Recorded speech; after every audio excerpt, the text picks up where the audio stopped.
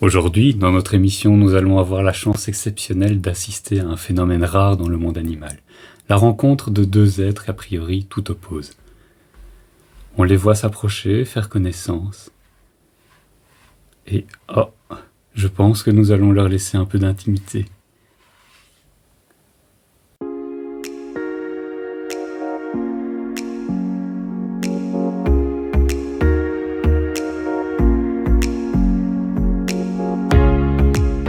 Hey, bonjour à tous et bienvenue pour cette 5e vidéo consacrée au montage de la Voronne. Alors aujourd'hui, on va s'occuper du bed, c'est-à-dire monter la plaque chauffante sur le plateau.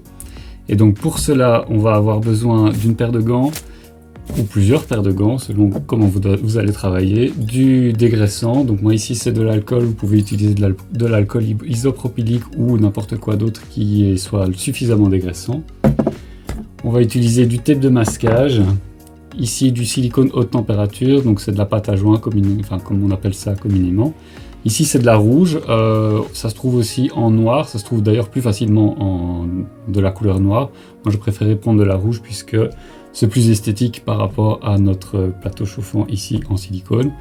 Donc si vous voulez trouver la même et que vous ne trouvez pas près de chez vous, il y a le lien dans la description de la vidéo.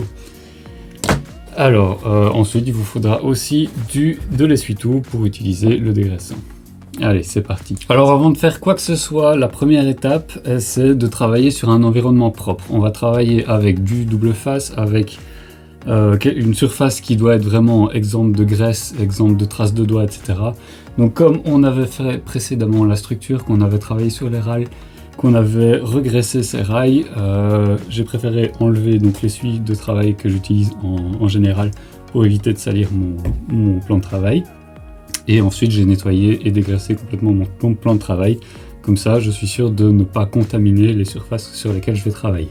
Alors la toute première étape consiste à dégraisser notre surface de travail, donc c'est-à-dire l'aluminium qui va servir de base pour notre imprimante.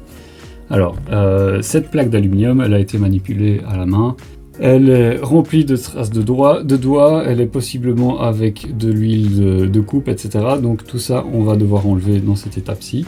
Mais pour cela, vous allez devoir repérer quelle face vous allez devoir dégraisser pour pouvoir coller ici notre pad en silicone. Donc on a des encoches sur le côté, donc 4 encoches. On a donc un côté avec des encoches plus larges et un autre côté avec des encoches plus étroites. Alors le côté large, il va au-dessus, donc c'est-à-dire que voilà, le bed va se poser comme ceci sur l'imprimante, donc les encoches étroites sont en dessous, les encoches larges sont au-dessus. Ça va permettre de laisser passer la tête des vis qui vont servir à fixer le bed sur l'imprimante, comme ceci. Donc cette face-ci, elle va servir à coller la surface magnétique sur laquelle on va mettre la surface en PVI. Et puis en dessous, c'est là qu'on va poser ici notre pad en silicone. Donc cette étape est très importante, il ne faut surtout pas vous tromper à ce niveau-ci, puisque si vous vous trompez, ceci, ça ne sert à rien d'essayer de le décoller. Si vous le décollez, il est bon pour la poubelle, c'est mon avis, parce que c'est une résistance que si vous la tordez, il y a de fortes chances que vous l'abîmiez de manière irréversible. Donc voilà, ne vous trompez pas. Alors maintenant que ceci est dit, on va passer au dégraissage en lui-même. Donc pour le dégraissage, vous connaissez la procédure. Des gants pour éviter de recontaminer les surfaces qu'on aura dégraissées. Et une fois que vous avez vos gants, vous prenez de l'essuie-tout, votre dégraissant et vous y allez.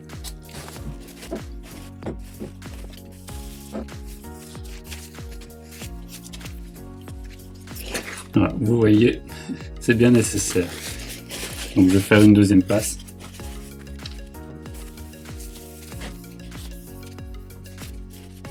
Bon, tant que votre essuie-tout ressort sale, vous continuez.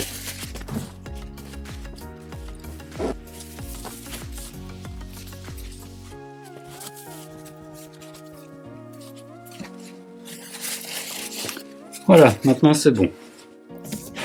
Alors, en observant la plaque, ce que je vois, c'est qu'elle est assez lisse.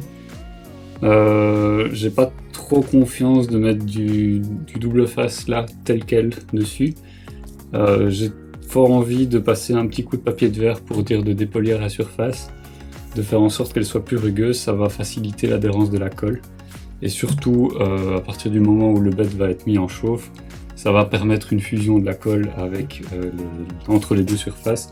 Et donc ça va faciliter l'accroche et a priori limiter les risques de décollement de notre plateau chauffant ici. Surtout que j'ai pas une confiance... c'est pas une énorme confiance dans le double face 3M qui est fourni avec. C'est peut-être moi, mais voilà, je préfère prendre les devants. Donc je vais passer un coup de papier de verre, dépolir la surface ici, en tout cas sur le... Voilà, je vais délimiter plus ou moins la surface que je dois dépolir. Je fais ça, je redégraisse pour nettoyer correctement la surface et après on se retrouve pour la suite de la vidéo.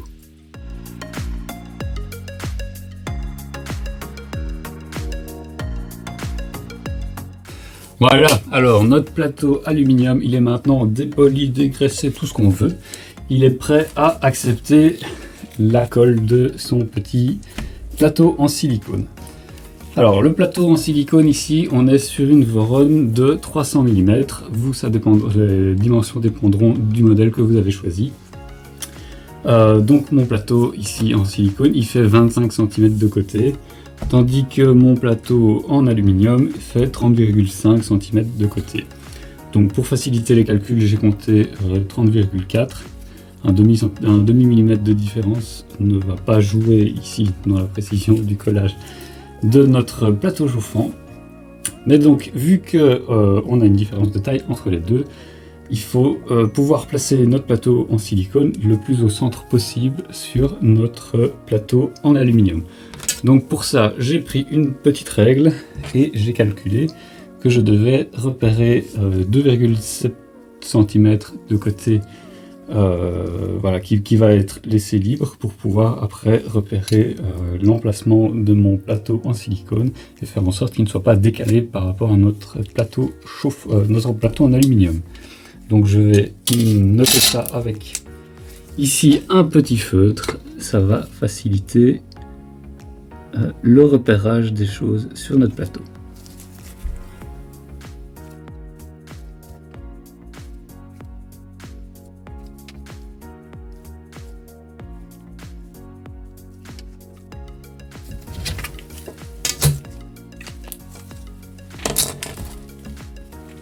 Voilà, donc maintenant on peut tester nos repères.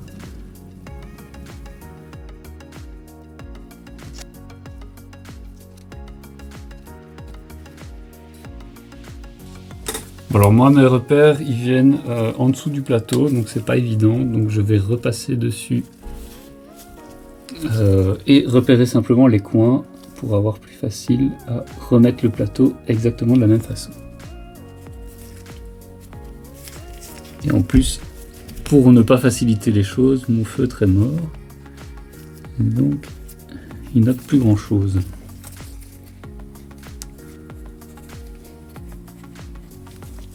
Bon, voilà, ça devrait être fait. Alors maintenant, l'étape délicate. Donc on va coller notre plateau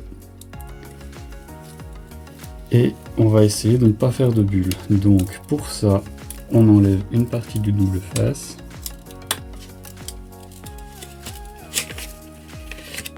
Voilà, comme ceci.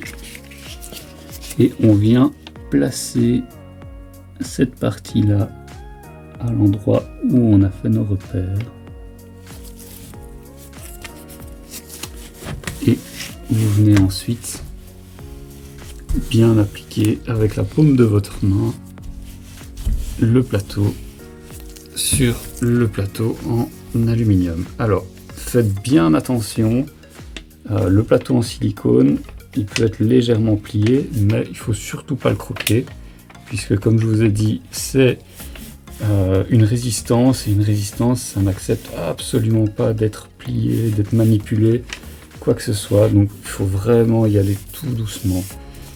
Et donc au fur et à mesure, vous allez chasser comme ça les bulles avec la paume de votre main, et vous avancez tout doucement. Voilà. Alors le maître mot dans cette étape, c'est vraiment d'y aller à son aise et de ne pas rusher cette étape sous peine de le regretter plus tard.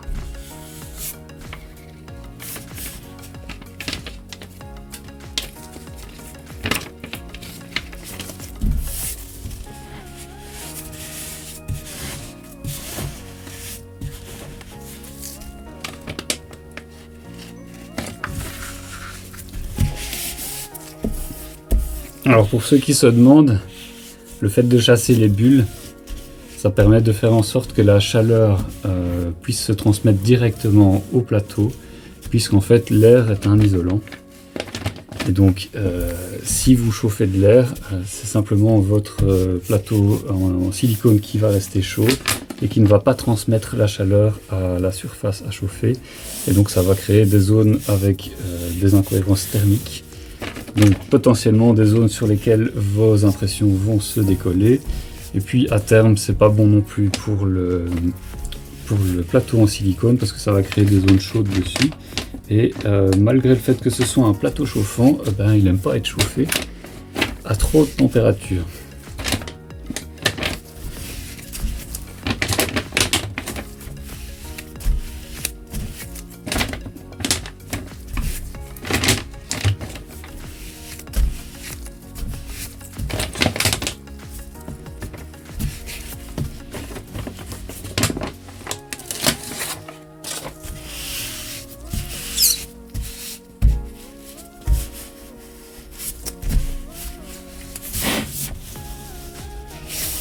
Et voilà.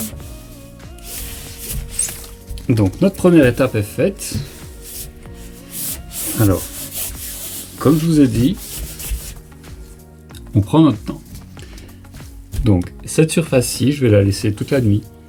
Ça va permettre à la colle de s'étendre correctement.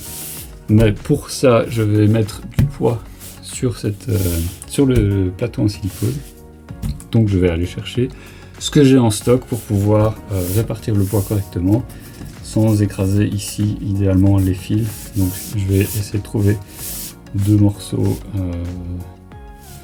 de dalle je vais prendre deux morceaux de carrelage que je vais poser ici et je vais empiler quelques carrelages par dessus pour dire d'avoir un poids uniforme sur notre surface en silicone. Allez hop, c'est parti.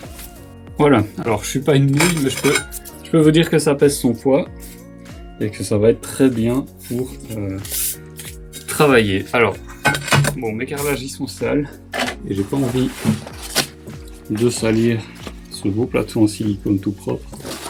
Donc, comme j'ai pas envie de nettoyer ces carrelages, je vais simplement mettre ici de l'essuie-tout et ensuite je vais poser mes carrelages par-dessus. Donc faites bien attention ici aux parties sur lesquelles les câbles passent, puisqu'il ne faut pas les écraser, et en plus ça va empêcher la répartition correcte du poids avec les dalles que je suis en train de poser par dessus. Donc évidemment au milieu je vais avoir un peu de mal à mettre du poids, mais bon, tant pis. La plupart de la surface est couverte. Alors, je ne sais pas quel poids on a exactement là. Je vais en rajouter. Voilà. Donc cette étape-là, elle est terminée. Je vais laisser toute la nuit, et même peut-être un peu plus, le temps que tout ça fusionne bien, et après on passera aux étapes suivantes. Voilà, donc maintenant notre pad en silicone a bien reposé. Normalement, il est bien fusionné avec la base en aluminium. Alors donc pour cette étape, maintenant on va prendre du tape de masquage ici. Et on va faire en sorte de laisser environ 1 cm ici sur la plaque en aluminium, 1 cm d'espace, et 1 cm sur le pad en silicone. Donc le but après sera de recouvrir avec du silicone ici haute température afin de faire en sorte que le pad en silicone soit vraiment bien solidaire de la plaque en aluminium et qu'on n'ait pas un décollement enfin, on limite le risque en tout cas du décollement du pad en silicone. Donc voilà, ça ce sera grâce au silicone haute température. Alors pour ça, donc je vais mettre le tape de masquage. Une fois que le tape de masquage sera mis, je dégraisse une dernière fois toute la zone sur laquelle on va mettre le silicone de masquage. Et donc voilà, on fait ça. Donc comme d'habitude, des gants et on s'applique bien pour le faire.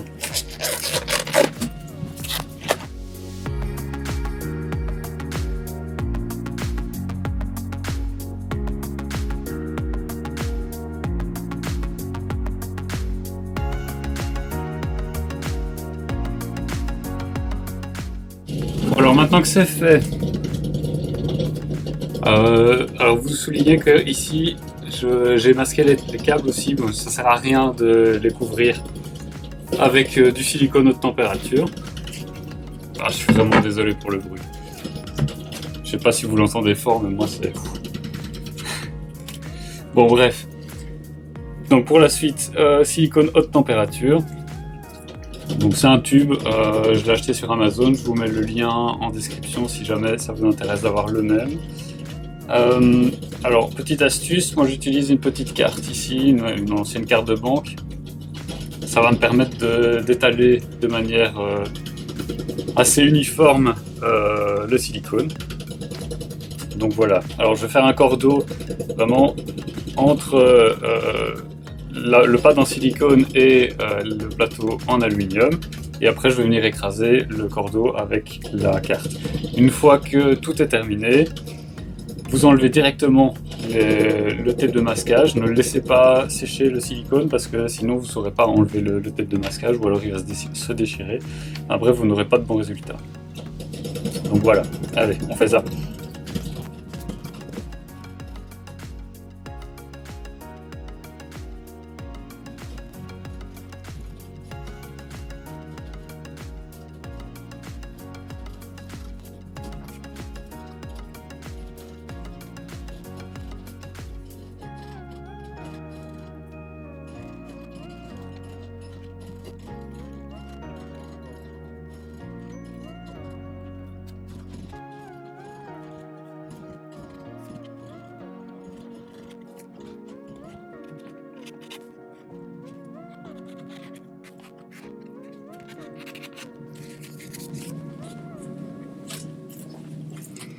Voilà, donc maintenant c'est terminé. Donc sans tarder, je vais enlever les tapes de protection. Alors faites gaffe si jamais vous avez des gants qui sont sales. Alors n'hésitez pas à les changer. Ce serait dommage de faire de nouvelles taches là où il ne faut pas. Hop.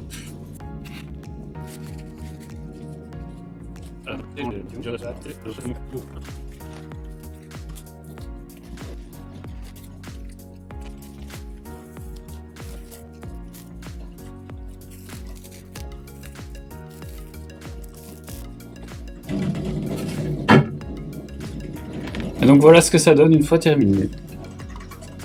Donc je pense que c'est plutôt pas mal, ça a l'air propre.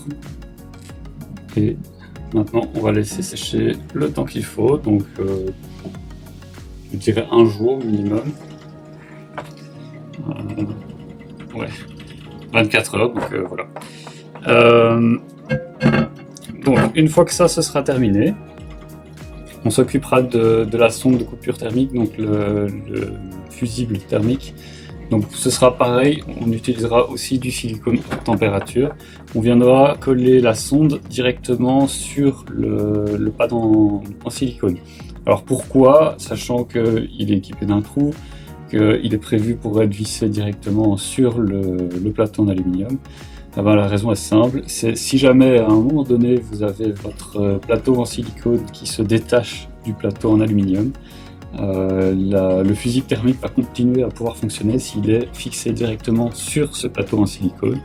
Tandis que s'il était fixé sur le plateau en aluminium et que la partie chauffante ici se détache et commence à chauffer bien trop, ben, il va pas jouer son rôle. Donc voilà, soyez safe. Préférez le coller directement sur le pad en silicone. C'est pas beaucoup plus de boulot et au moins vous êtes tranquille pour la suite. Allez, on se retrouve dans 24 heures. Ok, on se retrouve quelques jours après avoir placé ici notre silicone sur le pad en silicone. Donc il est bien pris, là il n'y a plus de problème, il est bien sec, donc on peut passer à la suite. Alors la suite c'est quoi? C'est ici notre fusible thermique. Donc on est sur un fusible pour courant alternatif, 250 volts. Il se déclenche à 125 degrés. A priori vous n'aurez pas besoin de chauffer beaucoup plus que ça votre plateau chauffant. Maintenant, si c'est le cas éventuellement, à ce moment-là vous changez votre fusible, vous mettez quelque chose de plus performant. Mais moi personnellement je le tenterai pas, 125 degrés c'est largement suffisant. Alors, donc ici, comme on est sur du courant alternatif, on a les deux phases qui arrivent ici. Donc ce sont les deux câbles blancs. Les câbles rouges au milieu, ce sont les câbles de la sonde de température qui permettent de capter la température de l'ensemble ici chauffé. Alors, comme on est donc sur deux phases, on a besoin de relier ici notre petit fusible en série par rapport à notre câble ici d'arrivée de courant. Vous pouvez choisir celui que vous voulez, ça n'a aucune importance. Donc, ce qu'on va faire, c'est raccourcir les câbles pour pouvoir ici raccorder le premier câble d'arrivée sur notre fusible, et ensuite on repartira de l'autre câble du fusible avec ceci. Alors pour ça, j'ai besoin ici de petits raccords que j'ai été acheter exprès parce qu'ils n'étaient pas inclus dans le kit, donc ça c'est utile de noter. Hop. Voilà. Alors ces petits raccords ici, ils sont prévus pour du courant continu à la base, mais ça n'a pas d'importance dans notre cas. Je vous déconseille grandement de souder ceci sur le câble ici, tout simplement parce que, en tout cas dans les normes belges d'électricité, c'est interdit. On ne veut pas souder des câbles, même du multibrin, sur du 220 volts. Voilà, ça se fait pas, on le fait pas.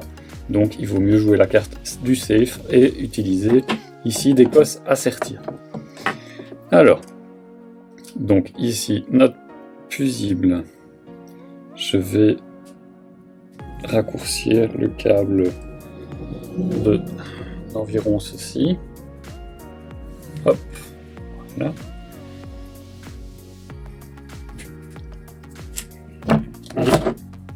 Je vais dénuder la partie utile du câble.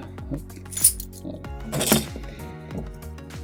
Alors, on vérifie que ça passe bien. Ouais, il n'est pas trop long. Ok, parfait. Donc, petite chose, quand vous utilisez des cosses à sertir comme ça, faites attention de ne pas coincer la gaine isolante dans la partie du contact, parce qu'évidemment, ça peut amener des risques de court-circuit, d'étincelles, etc. Donc je vous passe les détails. On a vite un incendie dans ce genre de cas. Alors, hop, le câble ici d'arrivée, je le raccourcis aussi, j'utilise ma petite pince.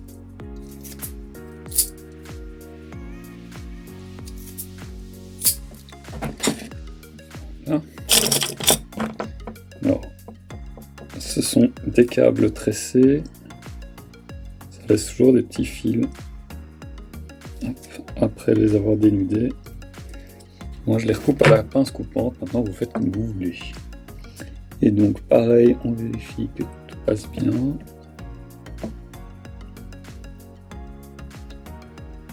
Ouais, c'est bon. Alors maintenant, c'est la partie la plus délicate. Il faut pouvoir sertir notre ensemble correctement. Alors moi ce que je fais, c'est coincer avec la pince.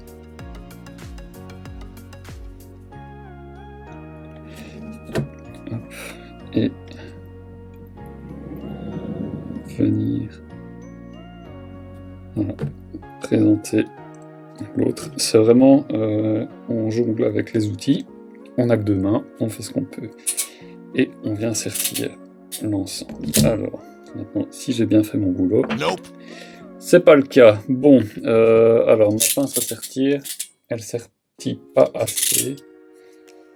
Il me faut quelque chose d'autre, donc je vais chercher ça. Voilà, alors si vous croyez que tout se passe toujours bien sur cette chaîne, eh ben vous aviez tort, puisque parfois ça arrive de se tromper, ça arrive de ne pas être équipé correctement. Donc, on recommence. J'ai pris ici une pince à sertir tout à la con, qui vient de mon premier set d'outils. Alors j'espère que ça va pouvoir faire le taf. Bon. On va recommencer. Donc quand vous sertissez, faites-le le plus proche du bord. Donc quand vous avez des prises à sertir comme ça, vous avez deux côtés. Vous avez un côté légèrement évasé, je vous le mets à la caméra, voilà, ici légèrement évasé, et puis quelque chose d'un peu plus fin. Donc la partie fine, c'est là où vont aller vos câbles, et c'est là où le contact va se faire. Ensuite, au milieu, il y a un petit cran d'arrêt. Normalement, ici, vu la finesse des câbles, on ne saura pas atteindre l'écran d'arrêt, à moins de vraiment avoir de la chance et tomber dessus. Et donc voilà, donc quand vous sertissez, préférez d'abord commencer par ici, puis à la fin, vous sertissez le tout avec une bonne pince. Bon, ça ne tient toujours pas.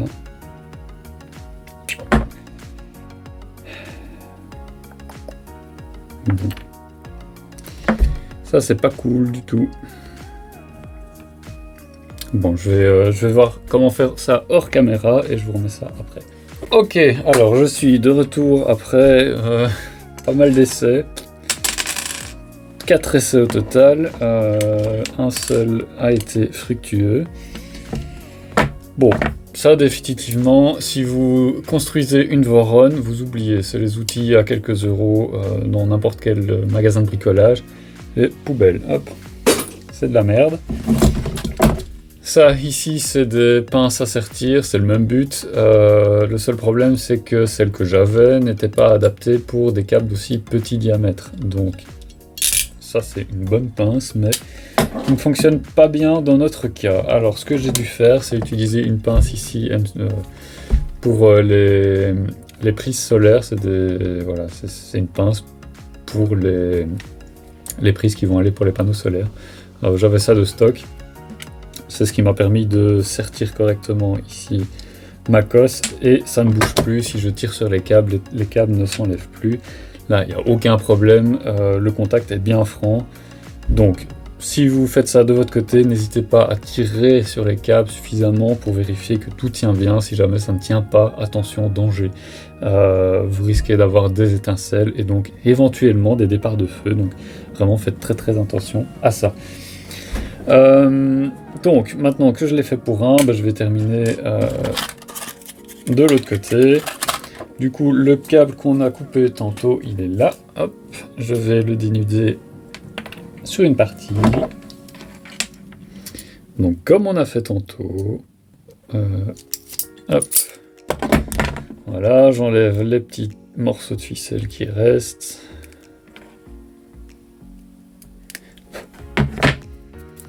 Voilà. Alors, il y a encore des morceaux de plastique dans mes petites prises ici. C'est pas de la haute qualité, mais on s'en contentera. Ouais, pour info, ça coûte 2 € dans les magasins de bricolage. J'ai dû acheter ça parce qu'il n'y en avait pas dans le kit. Donc, je fais avec ce que j'ai. Du coup, donc ce que j'ai fait, c'est quand même utiliser ma petite pince ici. Donc comme je vous ai montré, sur un côté, de manière à serrer suffisamment le câble pour pouvoir terminer avec la pince ici pour les câbles solaires. Donc de votre côté, achetez quelque chose de qualité. N'hésitez pas à mettre le prix et vous serez tranquille.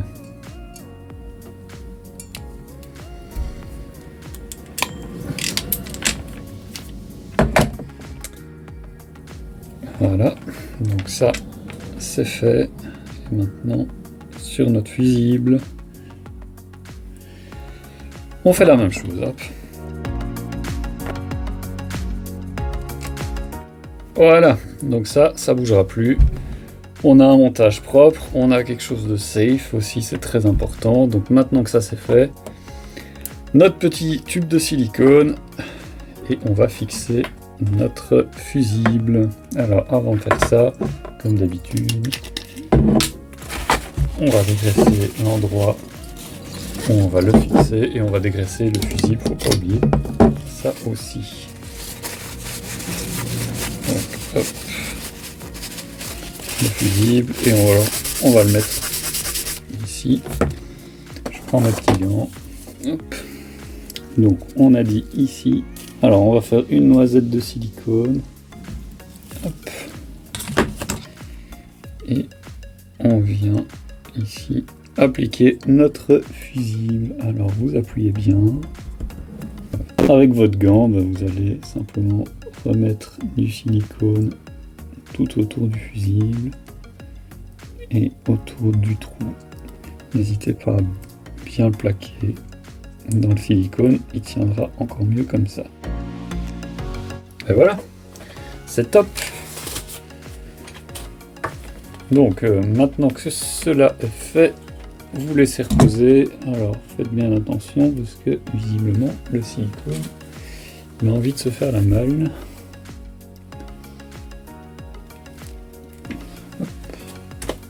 Voilà, donc 24 heures comme ça. Et pendant ce temps-là, nous, on va s'occuper d'une autre partie de notre imprimante. Allez, hop, c'est parti.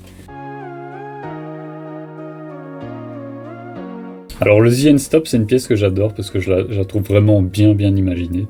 Donc vous avez une partie ici crantée dans laquelle doit venir une poulie GT20. Donc c'est celle-ci. Alors pour ça, il faut enlever la partie ici, le rebord. Et pour enlever la partie, donc avec ce rebord, il y a une technique toute simple, pleine de subtilité, qui est, voilà, vous mettez ici une vis M5, vous la placez comme ça dans le trou de notre poulie. Vous avez la partie à enlever ici en dessous. Vous prenez l'outil préféré des ingénieurs de la NASA. Vous placez ceci et avec toute votre subtilité, vous tapez avec un marteau. Comme ça. Voilà, désolé pour les oreilles. Alors ensuite, voilà, vous avez toute la partie avec le flanc qui est enlevé. Et donc maintenant, hop, ça doit rentrer dans notre pièce. Et moi, ça ne rentre pas parce que mon ABS a décidé de faire de la merde à cet endroit-là. Et ça, c'est pas cool du tout. Bon, voilà. Alors, après avoir utilisé la subtilité de mon marteau, j'ai dû utiliser la subtilité ici de cet outil pour pouvoir faire les emplacements de vis. Donc, en fait, j'avais du filament qui avait simplement fait des petits bourrelets ici sur le côté. Ça empêchait la poulie de passer. Donc j'ai dégagé ça, j'ai dégagé tout au cutter, ça m'a pris un temps de dingue. J'espère pour vous que vous n'aurez pas le même problème que moi. Alors maintenant que la pièce est faite, on vient simplement voilà, la glisser dans la pièce en plastique. Donc vous gardez en tête d'avoir toujours l'emplacement pour la vis sans tête ici et le deuxième trou là éventuellement. Voilà, donc ça maintenant que c'est fait, vous venez mettre votre petit axe ici dedans et vous prenez votre tournevis pour pouvoir mettre votre vis dedans. Voilà. Donc ici comme d'habitude ça sert à rien de la fixer trop fort parce que il faudra ajuster le réglage à la fin du montage. Donc voilà, vous venez simplement insérer l'œillet dans la pièce et voilà, donc ça tient, c'est bon. Alors vous repoussez l'axe. Deuxième étape, ici vous avez donc notre un petit end stop, donc c'est un limit switch comme ceci avec une partie en métal qui sert à appuyer sur le petit bouton. Alors cette petite partie en métal ici on n'en a pas besoin, donc on vient l'enlever. Oups. Eh ben, c'est du Made in China. Donc le plastique a sauté, c'est pas grave. Je viendrai... Non, ça sert à rien.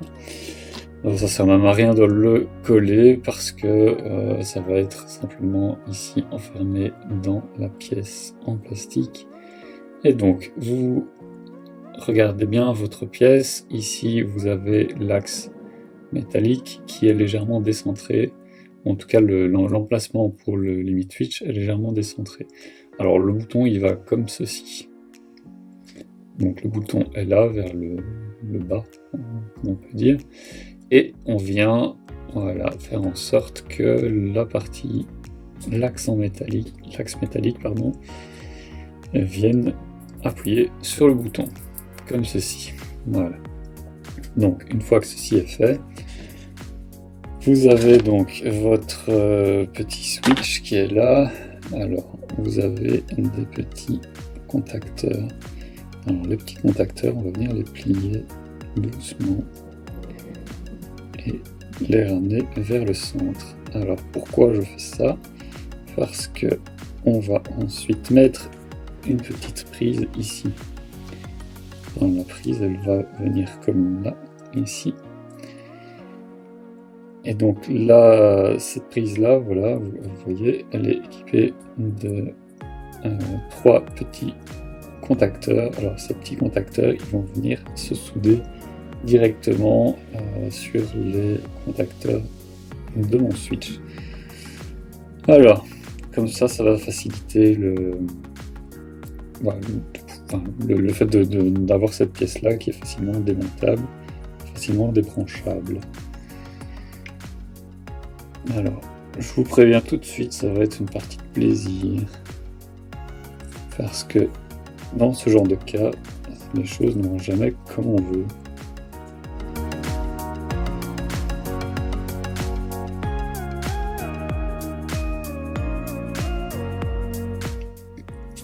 Alors comme vous voyez, j'adore mon boulot. Les connecteurs sont censés se brancher les uns sur les autres, en tout cas se souder les uns sur les autres, et c'est vraiment limite. Alors je ne sais pas si je vais arriver à faire le pont avec de la soudure uniquement, mais je pense que je vais devoir mettre des petits câbles là, et ça va pas être gai à faire. Notre switch, il faut le visser, et j'ai oublié de le visser.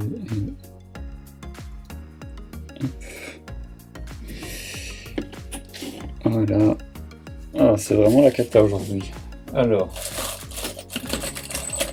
donc pour le visser, on a besoin de petites vis ici, autoforantes. Ce sont les M2x10. Alors les M2x10, ça demande un tout petit tournevis.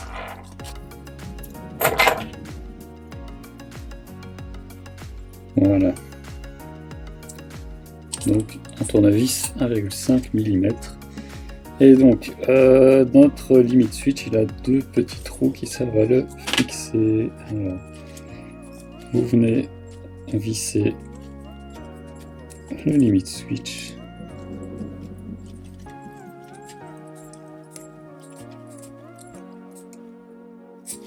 Hop.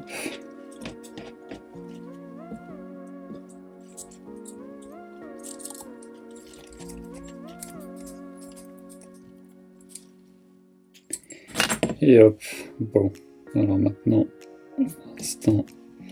l'instant cata, oui, ça je le sentais, donc ma soudure elle n'a pas tenu. Et en plus il y a les vis sur le chemin, donc il n'y a plus qu'à recommencer. Donc le fil, je l'étame. Ensuite, je viens le fixer sur le switch. Trop d'étain maintenant.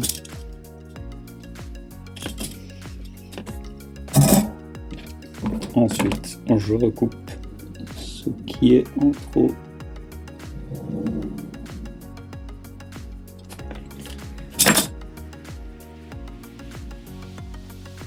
Je le replie et on fait en sorte que voilà, tout bien en contact. maintenant on a un pont de soudure.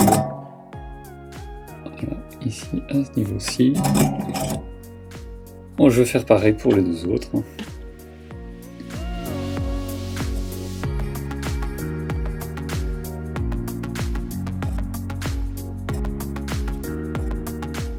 Et voilà. Cette fois-ci c'est bon. Donc on a notre switch qui est relié à l'aide de petits fils sur cette prise ici JST. Donc la prise JST, ensuite on vient avec une prise mâle. Si j'arrive à l'attraper. Voilà. Alors la prise mâle elle vient comme ceci. Et voilà, comme ça on peut faire ça dans un second temps. Alors ici mon axe, donc il va là-dedans. Je vais légèrement serrer la vis, comme ça ça risque pas de tomber pendant le restant du montage. Voilà. Alors, simplement pour éviter que l'axe ne bouge.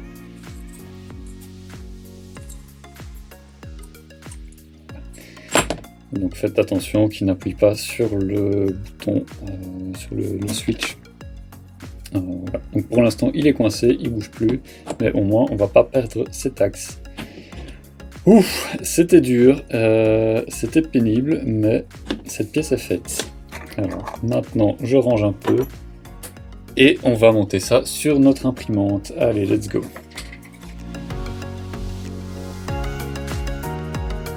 Allez, retour de la structure, cette fois-ci on termine. Donc première chose, on va mettre deux T-Nut M3 ici et ici.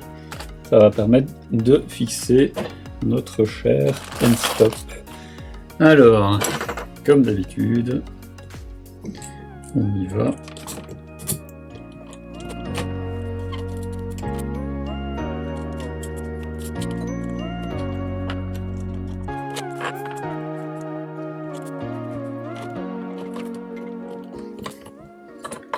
Voilà, alors vous ne les serrez pas trop, ça permet de faire voyager, voilà, comme ceci. Alors, maintenant notre bed. Donc, alors notre bed, il est comme ceci, donc avec les fils qui sont ainsi et qui passent ici. Alors, donc il va devoir aller comme ceci. Et donc nos câbles, on les passe a priori ici devant. Alors si jamais c'est pas là, c'est dans le petit trou là.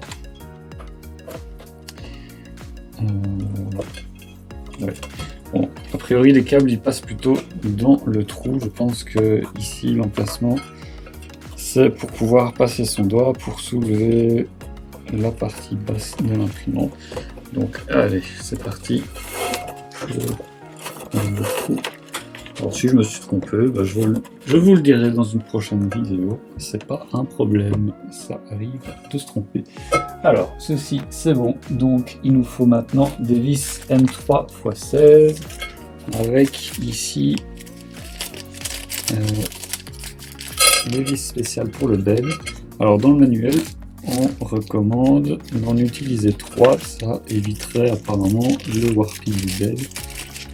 À voir. Moi, je vais tenter avec 3. Et on verra ce que ça donne. Et si jamais ça se passe bien avec 3, bah, je testerai avec 4. Et si ça va pas avec 4, et bien je reviendrai avec 3. On s'en tape un peu en fait. Hop.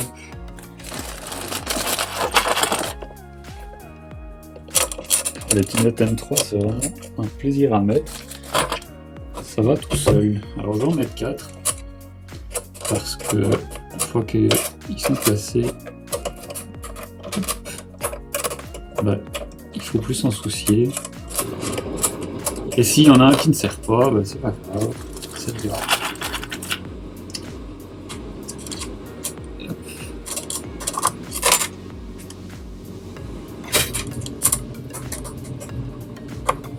Là c'est le bonheur parce que vous entendez ma chaudière qui se met en route. On est vraiment à la cave. C'est pas une mise en scène. Donc voilà, ça c'est fait. Alors je vérifie Oui, donc nos petites vis, elles vont, enfin nos petits boulons ici, ils vont entre le plateau et le T-nut. Donc ça va comme ça. Vous mettez les vis, donc les vis c'est des M3x16, voilà. Vous faites en sorte que d'aller chercher le T-nut derrière. Hop, ne serrez pas trop. Et ensuite, vous venez glisser votre bed. C'est là que ça devient drôle. Puisque le plateau il vient pas tout à fait, tombe pas tout à fait bien par rapport au trou et aux fixations ici en dessous. Bon là ça passe bien et là voilà. Alors c'est pas super top donc je vais déjà préserrer pour éviter que ça tombe. Alors hors caméra, si vous avez comme moi, ce que je vais faire c'est retourner la structure, desserrer en dessous les ridings. Je vous avais dit de ne pas les serrer, je vais les serrer parce que j'étais un peu trop sûr de moi. Alors finalement je ne vais pas le faire hors caméra, je vais le faire directement devant vous.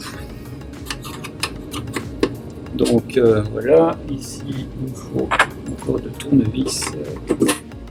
Hop, on dessert un quart de tour. Là, c'est normal.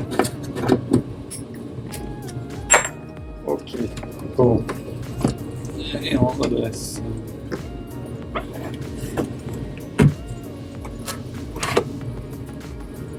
On recentre bien tout. Donc maintenant, hop, on resserre bien tout. On aligne ce qu'il faut.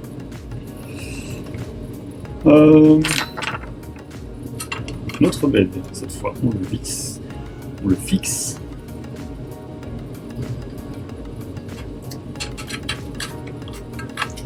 Puisque maintenant il est à sa position finale. Voilà.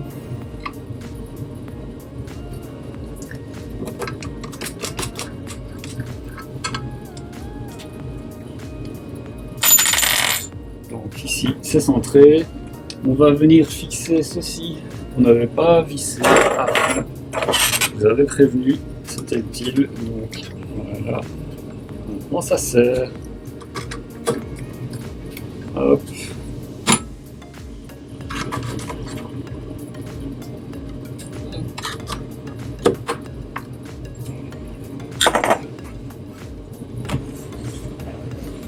Et alors on va fixer les ridings en dessous.